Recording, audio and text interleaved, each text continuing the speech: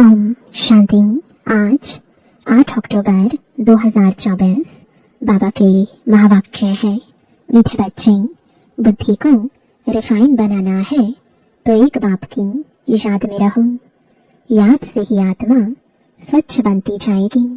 प्रश्न है, वर्तमान समय मनुष्य अपना टाइम व मनी वेस्ट कैसे कर रहे हैं? उत्तर है, जब कोई शरीर छोड़ता है तो उनके पीछे कितना पैसा आदि खर्च करते रहते हैं। जब शरीर छोड़कर चला गया तो उसकी कोई वैल्यू तो रही नहीं, इसलिए उसके पिछाड़ी जो कुछ करते हैं उसमें अपना टाइम और मनी वेस्ट करते हैं। ओम शांति। रूहानी बाप बैठ रूहानी बच्चों को समझाते हैं। यह भी ऐसे कहते हैं ना, फिर बाप है या दादा है? दादा भी कहेंगे, रूहानी बाप तुम बच्चों को यह नॉलेज सुनाते हैं पास्ट, प्रेजेंट, फ्यूचर का। वास्तव में सतयुग से लेकर त्रेता अंत तक क्या हुआ है, यह है मुख्य बात। बाकी द्वापर कलयुग में कौन कौन आए, क्या हुआ, उनकी हिस्ट्री जियोग्राफी तो बहुत है। सतयुग त्रेता की कोई हिस्ट्री जियोग्राफी है नहीं, और तो सबकी हिस्ट्री जियोग्राफी है। ताकि देवी देवताओं को लाखों वर्ष पहले ले गए हैं। यह है बेहद की बेसमझी। तुम भी बेहद की बेसमझी में थे, अभी थोड़ा थोड़ा समझ रहे हो। कोई तो अभी भी कुछ समझते नहीं है, बहुत कुछ समझने का है। बाप ने आबो की महिमा पर समझाया है, इस पर ख्याल करना चाहिए। तुम्हारी बुद्धि में आना चाहिए, तुम यहाँ बैठे हो। तुम्हारा यादगार दिलवाड़ा मंदिर कब बना है, कितने वर्ष बाद बना है? कहते हैं 1250 वर्ष हुए हैं, तो बाकी कितने वर्ष रहे? 3750 वर्ष रहे। तो उन्होंने भी अभी का यादगार और वैकुंठ का यादगार बनाया है। मंदिरों की भी कंपटीशन होती है ना, एक दूसरे अच्छा बनाएंगे। अभी तो पैसा ही कहाँ है जो बनावे? पैसा तो बहुत था, तो सोमनाथ का मंदिर कितना बड़ा बनाया है, अभी तो बना ना सके। भलागरे आदि में बनाते रहते हैं, परंतु वह सब है फालतू।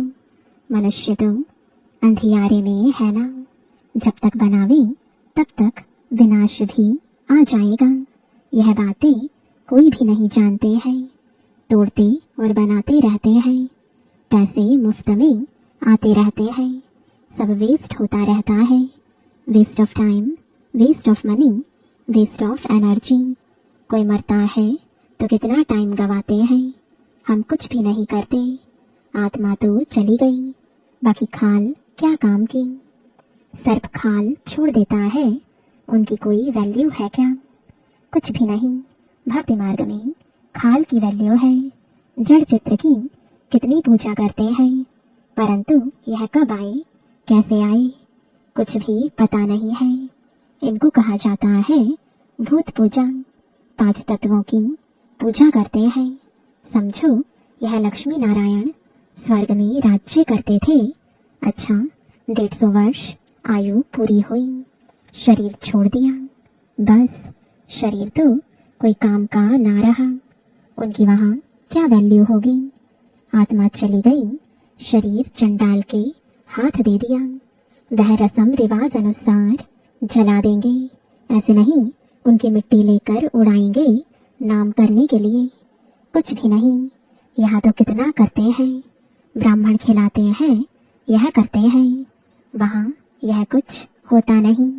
खाल तो कोई काम की नहीं रही, खाल को जला देते हैं, बाकी चित्र रहते हैं, सो भी एक्यूरेट चित्र मिल ना सके। यह आदि देव की पत्थर की मूर्ति एक्यूरेट थोड़े ही है। पूजा जब शुरू की है तब के पत्थर की है, असल जो था वह तो जलकर खत्म हो गया ना। फिर भक्ति मार्ग में यह निकला है। इन बातों पर भी सोच तो चलता है ना। आबू की महिमा को अच्छी रीति सिद्ध करना है। तुम भी यहाँ बैठे हो, यहाँ ही बाप सारे विश्व को नर्क से स्वर्ग बना रहे हैं। तो यही सबसे ऊंच से ऊंच तीर्थ ठहरा। अभी इतनी भावना नहीं है, सिर्फ एक शिव में भावना है। कहाँ भी जाओ शिव का मंदिर जरूर होगा। अमरनाथ में भी शिव का ही है। कहते हैं शंकर ने पार्वती को कथा सुनाई, वहां तो कथा की बात ही नहीं। मनुष्यों को कुछ भी समझ नहीं है। अभी तुमको समझ आई है, आगे पता था क्या? अभी बाबा आबू की कितनी महिमा करते हैं। सर्व तीर्थों में यह महान तीर्थ है। बाबा समझाते तो बहुत हैं, परंतु जबकि अनन्य बच्चों की बुद्धि में बैठे। अभी तो देह अभिमान बहुत है, ज्ञान तो बहुत ढेर चाहिए, रिफाइननेस बहुत आनी है। अभी तो योग बड़ा मुश्किल कोई का लगता है। योग के साथ फिर नॉलेज भी चाहिए। ऐसे नहीं सिर्फ योग में रहना है, योग में नॉलेज जरूर चाहिए। दिल्ली में ज्ञान विज्ञान भवन नाम रखा है, परंतु इनका अर्थ क्या है यह समझते थोड़े ही हैं। ज्ञान विज्ञान तो सेकंड का है, शांति धाम सुख धाम, परंतु मनुष्यों में जरा भी बुद्धि नहीं है। अर्थ थोड़े ही समझते हैं। जिनमें आनंद आदि कितने बड़े बड़े सन्यासी आदि हैं, गीता सुनाते हैं, कितने उन्हों के ढेर फॉलोअर्स हैं। सबसे बड़ा जगत का गुरु तो एक ही बाप है। बाप और टीचर से बड़ा गुरु होता है। स्त्री कभी दूसरा पति नहीं करेगी तो गुरु भी दूसरा नहीं करना चाहिए। एक गुरु किया उनको ही सदगति करनी है, फिर और गुरु क्यों? सदगुरु तो एक ही बेहद का बाप है, सबकी सदगति करने वाला है। परंतु इन बातों को बहुत है जो बिल्कुल समझते नहीं। बाप ने समझाया है यह राजधानी स्थापन हो रही है तो नंबरवार होंगे ना। कोई तो रंचक भी समझ नहीं सकते। ड्रामा में पार्ट ऐसा है, टीचर तो समझ सकते हैं। जिस शरीर द्वारा समझाते हैं उनको भी तो मालूम पड़ता होगा। यह तो गुड़ जाने, गुड़ की गोथरी जाने। गुड़ शिव बाबा को कहा जाता है, वह सबकी अवस्था को जानते हैं। हर एक की पढ़ाई से समझ सकते हैं कौन कैसे पढ़ते हैं, कितनी सर्विस करते हैं, कितना बाबा की सर्विस में जीवन सफल करते हैं। ऐसे नहीं इस ब्रह्मा ने घर बार छोड़ा है इसलिए लक्ष्मी नारायण बनते हैं, मेहनत करते हैं ना। यह नॉलेज बहुत ऊंची है। कोई अगर बाप की अवज्ञा करते हैं तो एकदम पत्थर बन पड़ते हैं। बाबा ने समझाया था यह इंद्र सभा है। शिव बाबा ज्ञान वर्षा करते हैं। उनकी अवज्ञा की तो शास्त्रों में लिखा हुआ है पत्थर बुद्धि हो गए। इसलिए बाबा सबको लिखते रहते हैं, साथ में संभाल से कोई को ले आओ। ऐसे नहीं भिखारी अपवित्र यहाँ आकर बैठे, नहीं तो फिर ले आने वाली ब्राह्मणी पर दोष पड़ जाता है। ऐसे कोई को ले नहीं आना है, बड़ी रिस्पॉन्सिबिलिटी है।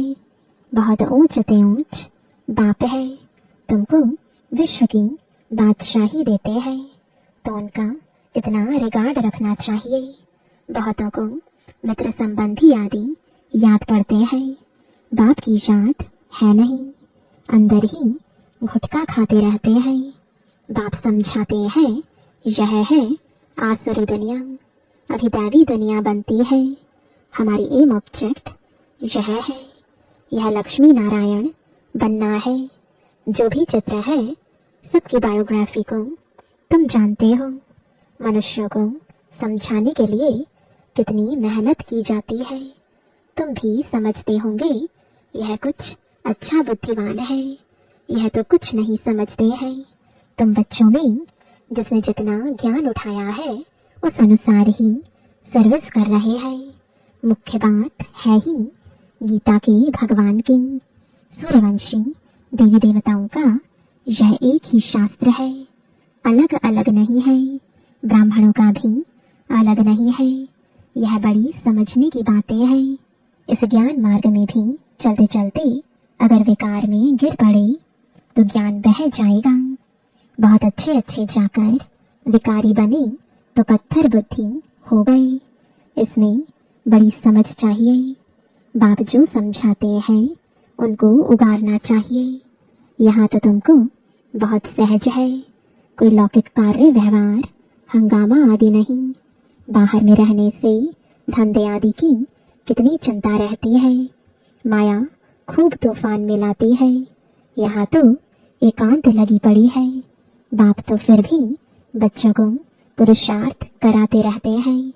यह बाबा भी पुरुषार्थी है। पुरुषार्थ कराने वाला तो बाप है। इसमें विचार सागर मंथन करना पड़ता है। यहाँ तो बाप बच्चों के साथ बैठे हैं। जो पूरी अंगुली देते हैं उनको ही सर्विसेबल कहेंगे।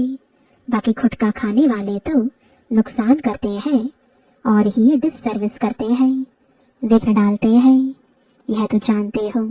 महाराजा महारानी बनेंगे तो उन्हों के दास दासियां भी चाहिए। वह भी यहाँ के ही आएंगे। सारा मदार पढ़ाई पर है। इस शरीर को भी खुशी से छोड़ना है, दुख की बात नहीं। पुरुषार्थ के लिए टाइम तो मिला हुआ है। ज्ञान सेकंड का है, बुद्धि में है। शिव बाबा से वर्षा मिलता है। थोड़ा भी ज्ञान सुना, शिव बाबा को याद किया तो भी आ सकते हैं। प्रजा तो बहुत बनने की है। हमारी राजधानी सूर्यवंशी चंद्रवंशी यहाँ स्थापन हो रही है। बाप का बनकर अगर ग्लानि करते हैं तो बहुत बोझा चढ़ता है। एकदम जैसे रसातल में चले जाते हैं। बाबा ने समझाया है, जो अपनी पूजा बैठ कर आते हैं वह पूज्य कैसे कहला सकते। सर्व का सदगतिदाता कल्याण करने वाला तो एक ही बाप है। मनुष्य तो शांति का भी अर्थ नहीं समझते हैं। हठ योग से प्राणायाम आदि चढ़ाना उसको ही शांति समझते हैं। उसमें भी बहुत मेहनत लगती है। कोई की ब्रेन खराब हो जाती है। प्राप्ति कुछ भी नहीं, वह है अल्पकाल की शांति। जैसे सुख को अल्पकाल कागविष्टा समान कहते हैं, वैसे वह शांति भी कागविष्टा के समान है। वह है ही अल्पकाल के लिए। बाप तो 21 जन्मों के लिए तुमको सुख शांति दोनों देते हैं। कोई तो शांति धाम में पिछाड़ी तक रहते होंगे। जिनका पाठ है वह इतना सुख थोड़े ही देख सकेंगे। वहां भी नंबरवार मर्तबे तो होंगे ना। भलदास दासियां होंगे परंतु अंदर थोड़े ही घुस सकेंगे। श्री कृष्ण को भी देख ना सके। सबके अलग अलग महल होंगे ना। कोई टाइम होगा देखने का। जैसे देखो पोप आता है तो उनका दर्शन करने के लिए कितने लोग जाते हैं। ऐसे बहुत निकलेंगे जिनका बहुत प्रभाव होगा। लाखों मनुष्य जाएंगे दर्शन करने के लिए। यहाँ शिव बाबा का दर्शन कैसे होगा, यह तो समझने की बात है। अब दुनिया को कैसे पता पड़े कि यह सबसे ऊंच तीर्थ है। दिलवाड़ा जैसा मंदिर शायद आसपास और भी हो, वह भी जाकर देखना चाहिए कैसे बना हुआ है। उनको ज्ञान देने की भी दरकार नहीं, वह फिर तुमको ज्ञान देने लग जाएंगे। राय देते हैं ना, यह करना चाहिए यह करना चाहिए। यह तो जानते नहीं कि इनको पढ़ाने वाला कौन है। एक एक को समझाने में मेहनत लगती है। उन पर कहानियां भी हैं। कहते थे शेर आया शेर आया। तुम भी कहते हो मौत आया कि आया, तो वह विश्वास नहीं करते हैं। समझते हैं अभी तुम 40,000 वर्ष पड़े हैं, मौत कहाँ से आएगा। परंतु मौत आना तो जरूर है। सबको ले जाएंगे। वहाँ कोई भी किचड़ा होता नहीं। यहाँ की गऊ और वहाँ की गऊ में भी कितना फर्क है।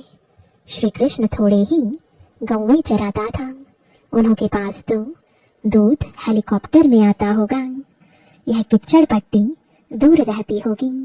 सामने घर में थोड़े ही किचड़ा रहेगा। वहाँ तो अपरम अपार सुख है जिसके लिए पूरा पुरुषार्थ करना है। कितने अच्छे अच्छे बच्चे सेंटर से आते हैं, बाबा देखकर कितना खुश होते हैं। नंबरवार पुरुषार्थ अनुसार फूल निकलते हैं। फूल जो है वह अपने को भी फूल समझते हैं। दिल्ली में भी बच्चे कितनी सर्विस करते हैं, रात दिन। ज्ञान भी कितना ऊंच है। आगे तो कुछ नहीं जानते थे, अब कितनी मेहनत करनी पड़ती है।